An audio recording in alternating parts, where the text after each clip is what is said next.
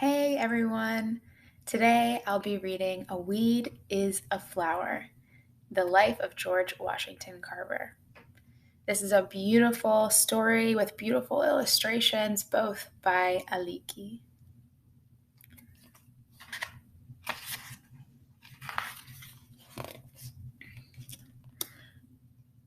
When George Washington Carver was born, he had many things against him.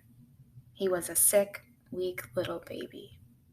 His father had just died, and his mother was left alone to care for him and for his brother James. And even worse, he was the son of slaves. There was no hope for the future. But George Washington Carver was no ordinary man. He was a man who turned evil into good, despair into hope, and hatred into love. He was a man who devoted his whole life to helping his people and the world around him. This is his story.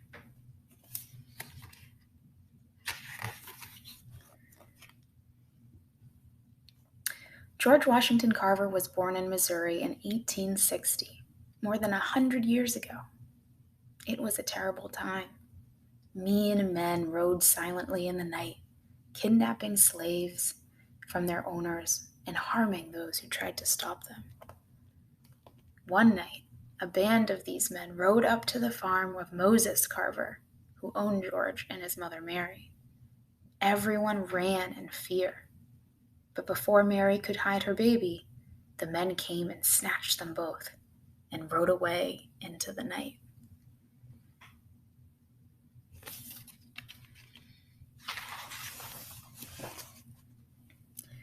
Moses Carver sent a man to look for them. Mary was never found. But in a few days, the man returned with a small bundle wrapped in his coat and tied to the back of his saddle. It was the baby, George.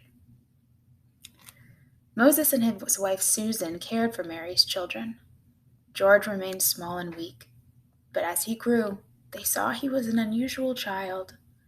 He wanted to know about everything around him. He asked about the rain, the flowers, and the insects. He asked questions the Carvers couldn't answer.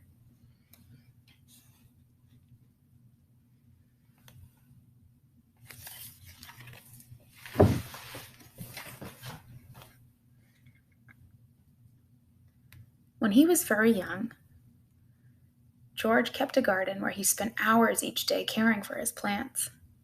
If they weren't growing well, he found out why. Soon they were healthy and blooming. In winter, he covered his plants to protect them. In spring, he planted new seeds. George looked after each plant as though it was the only one in his garden. Neighbors began to ask George's advice about their plants, and soon he was known as the plant doctor.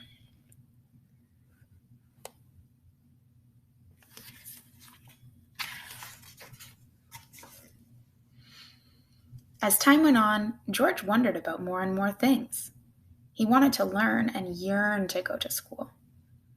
In the meantime, the slaves had been freed, but schools nearby were not open to blacks. So when he was 10, George left his brother, his garden, and the Carver farm and went off to find the answers to his questions.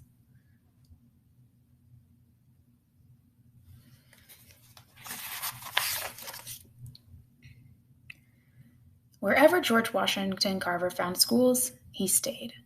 He worked for people to earn his keep. He scrubbed their floors, washed their clothes, and baked their bread. Whatever George did, he did well. Even the smallest chore was important to him. Some people took George in as their son. First, he stayed with Mariah and Andy Watkins, who were like parents to him. Then he moved to Kansas and lived with Aunt Lucy and Uncle Seymour. They too loved this quiet boy who was so willing to help.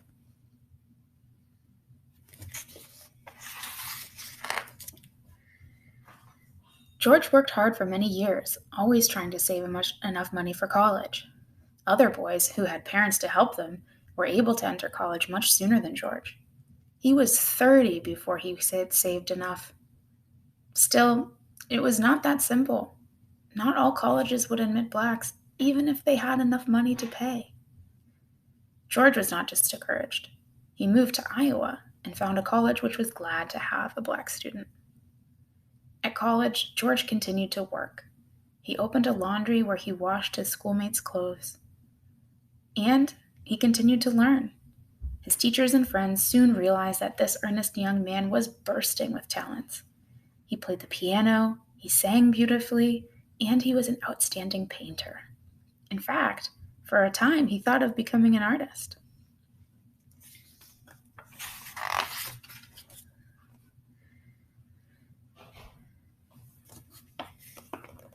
But the more George thought of what he wanted to do, the more he wanted to help his people. He remembered that his neighbors used to call him the plant doctor.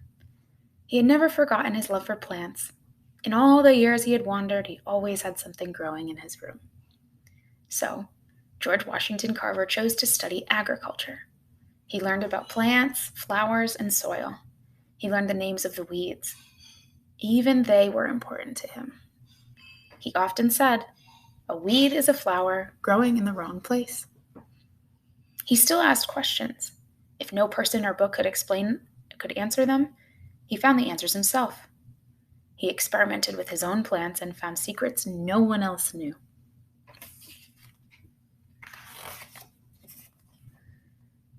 When George finished college, he began to teach. He was asked to go to Alabama, where a college for blacks needed his talent. It was there, at Tuskegee Institute, that George Washington Carver made his life. In Alabama, Professor Carver taught his students and the poor black farmers who earned their livelihood from the soil. He taught them how to make their crops grow better.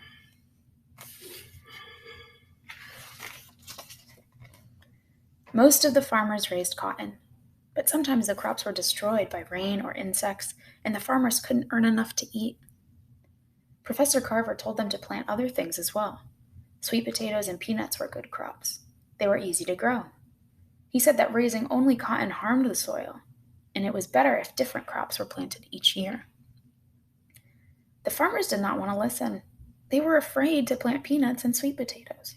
They were sure that no one would buy them.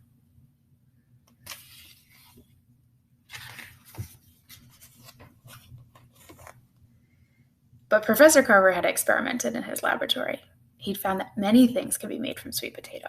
He made soap, coffee, and starch. He made more than 100 things from the sweet potato. And even though people in those days called peanuts monkey food, Professor Carver said they were good for people too. Besides, he found that still more things could be made from the peanut. Paper, ink, shaving cream, sauces, linoleum, shampoo, and even milk.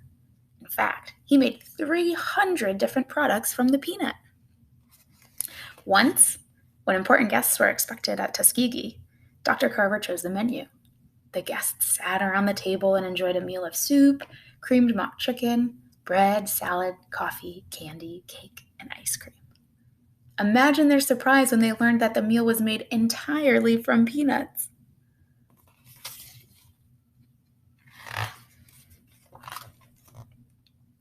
Slowly, the farmers listened to George Washington Carver. They planted peanuts and sweet potatoes. Before they knew it, these became two of the most important crops in Alabama.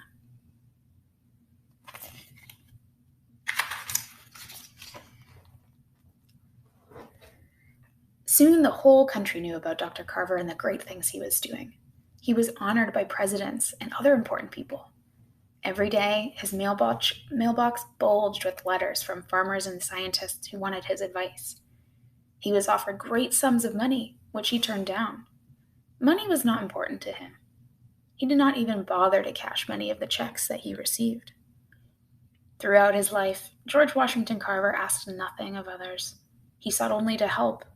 He lived alone and tended to his own needs. He washed his clothes and patched them too. He used the soap he made and ate the food he grew.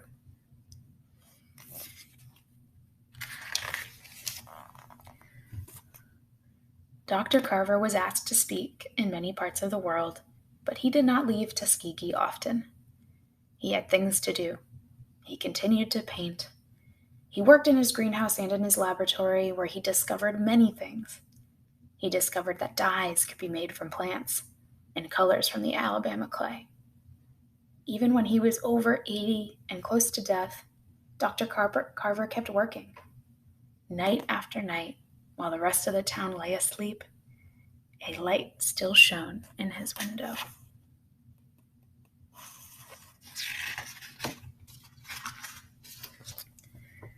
The baby born with no hope for the future grew into one of the great scientists of his country. George Washington Carver, with his goodness and devotion, helped not only his own people, but all peoples of the world. The end. Thanks for reading with me.